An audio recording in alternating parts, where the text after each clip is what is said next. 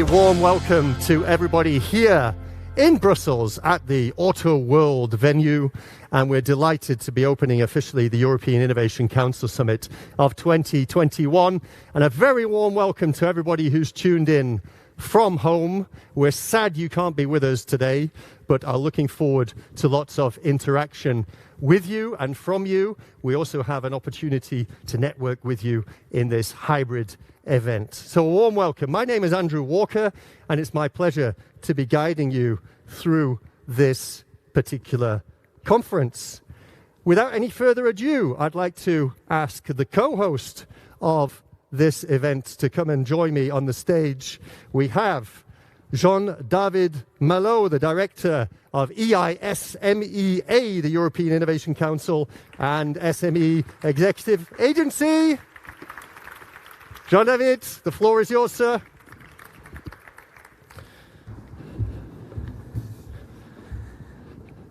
Good afternoon to all. Good afternoon, first of all, of course, to our distinguished guests, EVP Vestager, Commissioner Gabriel, number of Director General, of President Director General, CEO, Secretary General, directors, and numerous researchers, innovators, and entrepreneurs that are joining us here in Brussels, but also virtually due to the pandemic crisis.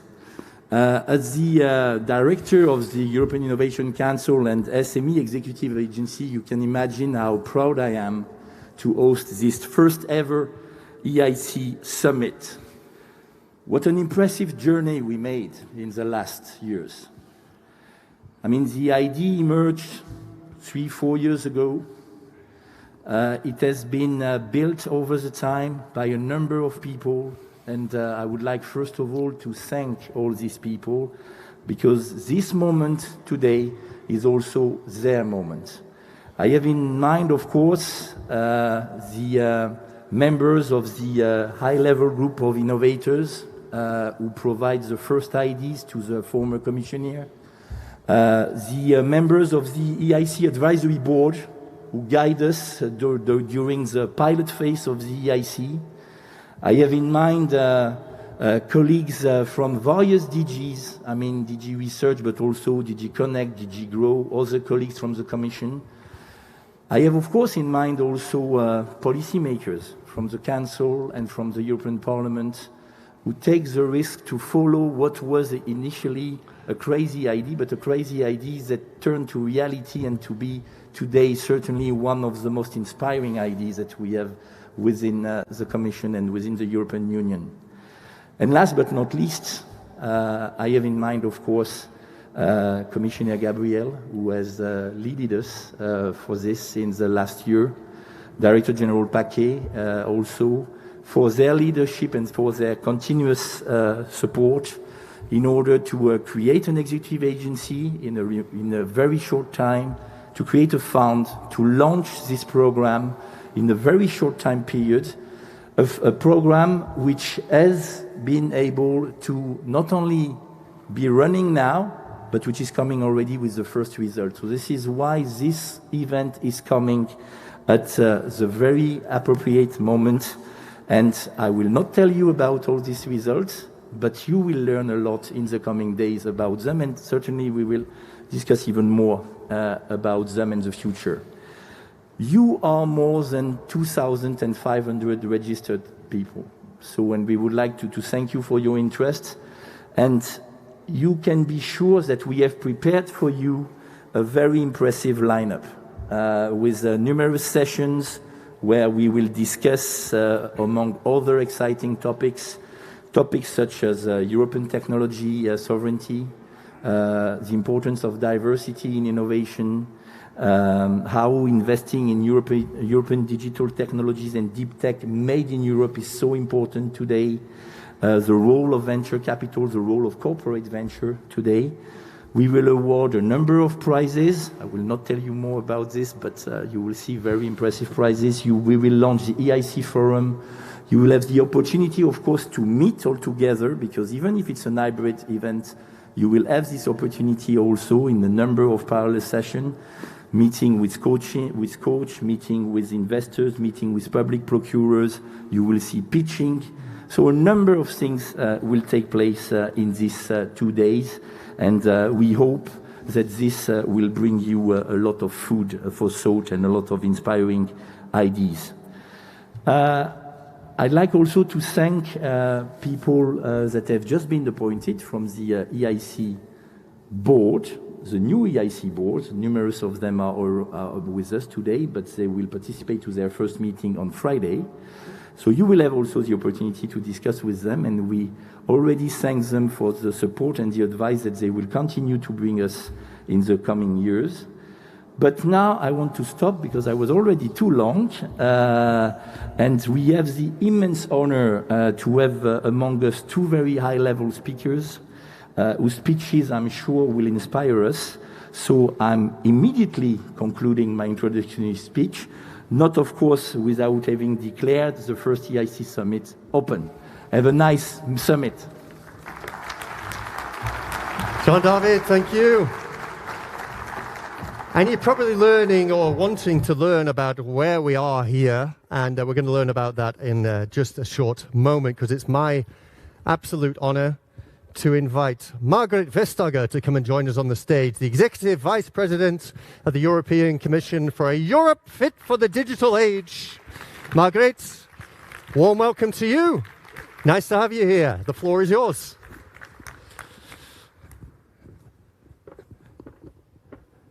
Ladies and gentlemen, it is an enormous pleasure to be with you here in Brussels today at the very first European Innovation Council Summit, launched in March 21.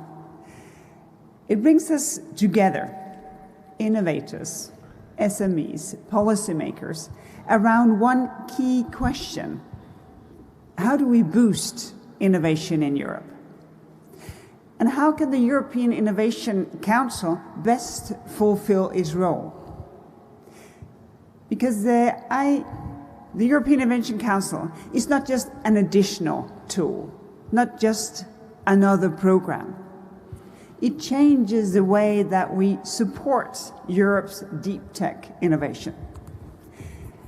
I'm talking about innovation that can manage to overcome serious technological challenges so that we can find new ways to meet people's needs. And what's better place to discuss that than here in Brussels' outer world? All cars, vehicles around us, despite their very different styles, well, they all have relied on the same basic technology, the internal combustion engine. And they have done that for a century or more. But today, the age of petrol and diesel is ending, in large part thanks to innovations like new batteries that have changed the rules of the game. They have made it possible to build electrical cars that are no less practical than the old fossil-fueled ones. And that's what deep tech can do for us. It can give us the power to improve people's lives, tackle climate change, fight diseases, improve security, and create opportunities. It can help us to reach our sustainable development goals and create a brighter future for humanity in doing so. And that's good for all of us. But the companies that reap the greatest rewards will be the ones that actually comes up with these breakthrough innovations, and of course brings them to the market ahead of anyone else. And we need to make sure that many of those companies, that they are indeed European, so that as a first mover they can build global businesses that brings jobs, that brings growth, and that we can make sure that Europe plays its role in strengthening our future, both here at home and indeed worldwide. It's well within Europe's capacity. Our capacity to lead the way in big tech. Our universities, they are among the best in the world. producing research that is pushing back the boundaries of science and technology, that be in artificial intelligence, in quantum computing, in biotechnologies and new materials. And we understand how to turn research into commercial opportunities. In fact, we have just as many startups per person here in Europe as in the US. But that's not enough. What really matters is not just to start up, but to scale up. Small can be very beautiful, but if you want to make the leads in new technology, well, you need a certain size. And we still have a long way to go. From the same number of startups per head of the population, the United States grows 4 times as many scale-up companies as we do. And of the current crop of 700 unicorns around the world, well, Europe accounts for less than 50. So we have work to do. We are changing this. We know that finding funding to scale up is not an easy matter, especially when it comes to deep tech. The mRNA technology, which helped deliver hundreds of millions of shots of the coronavirus vaccines, they are a great example of European deep tech. And it did so within a year of the start of the pandemic. To the outside world, that may look as if that technology simply burst to the scene at the right time, sort of out of nowhere. But the truth is that, like most sort of other overnight successes, this one was a long time coming. It took decades of hard, precise work to go from concept to a drug that were ready for patients. Work that was funded in part by European money. And along the way, there were many experts who insisted that this technology could never work. That's the way of deep tech. The products it's developed can transform our economy and, of course, our society. But it can take a long time, and often there will be no guarantees that it can actually work. And that's a risk that entrepreneurs and innovators are willing to take. But it's not always a risk that private investors are willing to take, at least not on their own. Yes, the upside is potentially huge, but so is the uncertainty. And if deep tech is about pushing back the boundaries of what is possible, then what we are asking investors is to bank on technology that, to the start of, is impossible. So to make a success of breakthrough innovation, well, we need also breakthrough innovation in policy. And what, of course, that is where the Innovation Council comes in. For the first time, we're using money from the European budget, more than 10 billion euros in all, to invest in deep tech. Not just by giving grants, but with venture capital style investment straight into the equity of startups. And what the Innovation Council is offering is not just money, but also the support, with help of program managers who are technology experts. The European Innovation Council is getting deeply involved in helping startups to succeed, mentoring founders, helping to make them connected, and, not least, assisting them in finding private investment. Because the idea is not to replace private funding. Quite the opposite, in fact. The idea is to put the first coin on the table so that private investors feel both confident and interested to join in. We are the first movers. That reduces the risks, and that gives the other investors the trust the trust they need to put their skin in the game. And the results of the pilot phase these last few years show that this process is working. In that time, the European Innovation Council has invested some 3.8 billion euros in more than 5,000 startups and SMEs. Private follow-on investment have almost quadrupled that amount. And it's supported by some 91 so-called Kintower companies, worth more than 100 million euros, as well as 2 billion euros unicorns in the Swedish biotech industry. But it's not just about the numbers. It's also about directing funding where it can do the most good. 90% of the startups, which our scaling up pillar of the European Innovation Council, the EIC Accelerator, is supporting, well, they are doing the work that will help reach the Sustainable Development Goals. And out of the 200 or so startups that got funding last year, more than 70 is working on innovative solutions to fight COVID-19. And more than 60 on the technologies that will support the Green Deal. These technologies, they're still new. But it won't take long before they become the basic building blocks of our future. There will come a time, for instance, where today's biotech innovations, well, they're the new ways of develop the use of AI in healthcare, as well as fundamentals to modern healthcare systems that antibiotics or MRI scanners are now. And when that happens, well, it's vital that Europe is in the lead, not relying on others for essential technology. We've seen in the past, with the consumer internet, for example, how falling just a bit behind in innovation can lead to losing markets. But it doesn't have to be that way.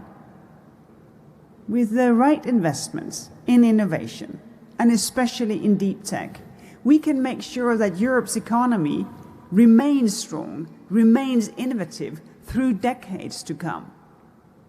For that to happen, we all need to pull together public authorities, private businesses, big companies and startups, investors and researchers from every country in Europe, both women and men.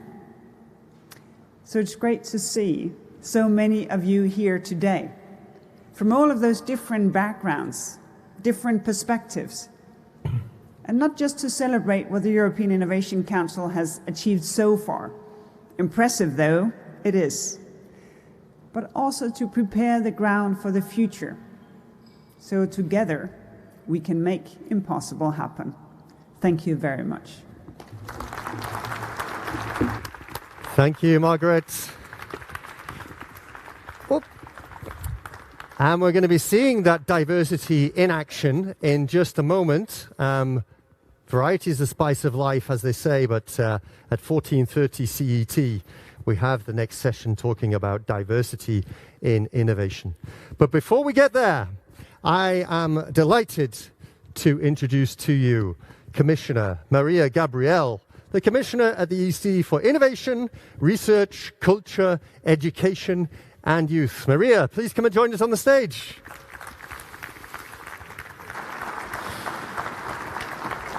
The floor is yours.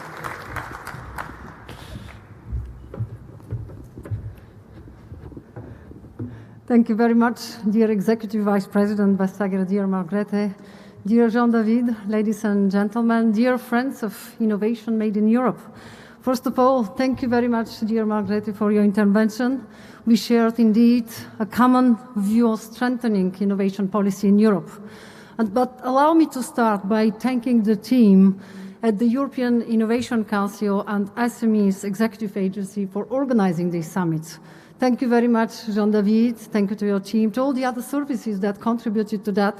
And allow me to say that today, with EIC Summit, this is a very strong signal that we send to all our European citizens Remember, for months and months, we talk about European Innovation Council pilot phase.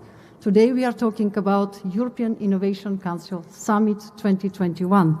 It's a journey, and we dared, so I'm sure that thanks to every one of you, we'll be definitely able to transform the impossible into real benefits for our citizens, for our innovators, for us as policymakers.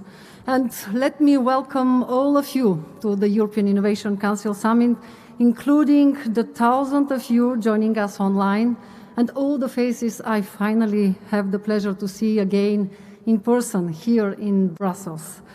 Well, get ready because today and tomorrow we'll imagine together a new innovation agenda for Europe.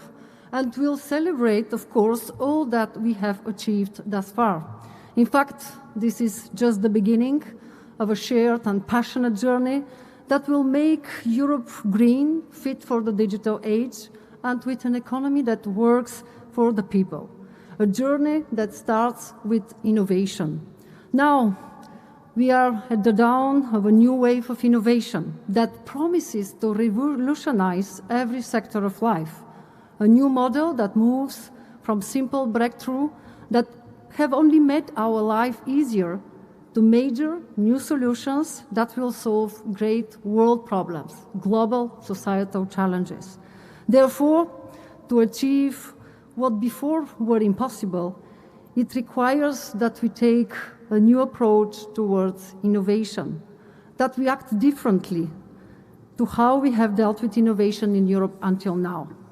Indeed, we need to emphasize the importance of a true pan-European innovation ecosystem as facilitator for bottom-up collaboration between business and public entities, instead of continuing to stay focused on some main elements that we need to preserve, like technology transfer or financial assistance. On the other hand, we need synergies to build better with Horizon Europe, Erasmus+, all the other European funds working together with the national recovery plans, as well as all other regional programs for innovation. All in all, we need a new innovation agenda for Europe to ensure that the innovations of the future happen in Europe. And this needs to be co-created with you, with industry, unicorns, ecosystem leaders, founders, and VCs. Because, make no mistake, successful policy is dependent on people, our talents, just like it is the people with enthusiasm, drive, good ideas, and willing to take risks that are behind all innovations. This means that if in the past innovation was confined to huge corporations and research labs, these days we need to focus on you, the next generation of innovators and pioneers, entrepreneurs, students, civil society, and particularly women. That is also why the European Innovation Council is focused on the deep tech innovators, drawing from the successful long-term experience of the European Research Council. Thank you very much, Mariya, for being with us. And in the same time, in close cooperation with the European Institute of Innovation and Technology. I'm proud to say that the model of the European Innovation Council is already delivering impact. In 1 year, the European Innovation Council has approved investment in 137 innovative companies from across 23 countries. But it is not only about public funding. Margrethe, you said that. It is about crowding in private investors.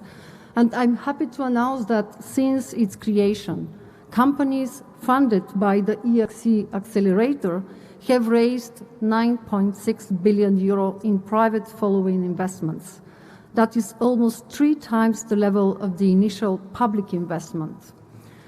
The EIC has already proven to deliver. By the way, maybe I can share, Jean-David, the good news. As of today, we have the 3rd unicorn that is here thanks to the European Innovation Council too. So I think that, yes, that's exactly what we need. We need to continue to improve and support innovators across Europe. To do so, We much listen to the experts, and I'm grateful that just last week we appointed our new European Innovation Council board, a group of inspiring, experienced innovation leaders that will support the European Innovation Council in setting out the strategy for the future implementation. Many of them are here and will, of course, actively participate in the discussions. In that context, we'll soon appoint a president of the European Innovation Council board and will welcome in applications until the 17th of December.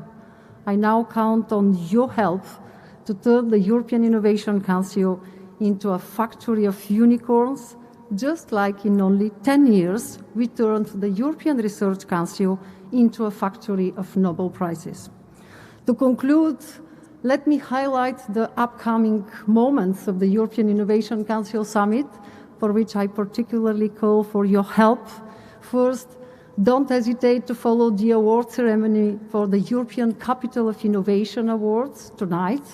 Recognize the potential of cities and regions to become hubs for innovation, and don't hesitate to connect with local public administrations to take advantage of flagship European initiatives, such as our European mission to achieve 100 climate neutral and smart cities, or the new European Bauhaus. Second, don't hesitate to attend the presentation of the Women Innovators Awards. Learn from these inspiring examples of women entrepreneurs making the world a better place, and look into synergies of scale-ups with these extraordinary projects. And finally, join tomorrow the launch of the European Innovation Council Forum, the second day of the summit, and please take part in this new platform bringing together innovation actors at the European, national, and regional level, because that's our chance, that's our tool to ensure we have a smooth and effective support for innovators across Europe. So now I would like just to say, enjoy. I wish you a fruitful European Innovation Council Summit full of important discussions and networking opportunities. Thank you very much.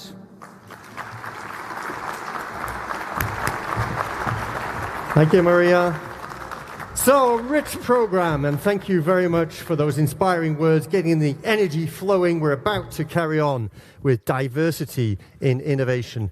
Just in a second, whilst we get that set up, have a look around the room, see who you'd like to connect with. We've got everybody convened that you could possibly need to drive innovation forward, and we'll see you here on the stage for diversity and innovation in just a moment. Thank you.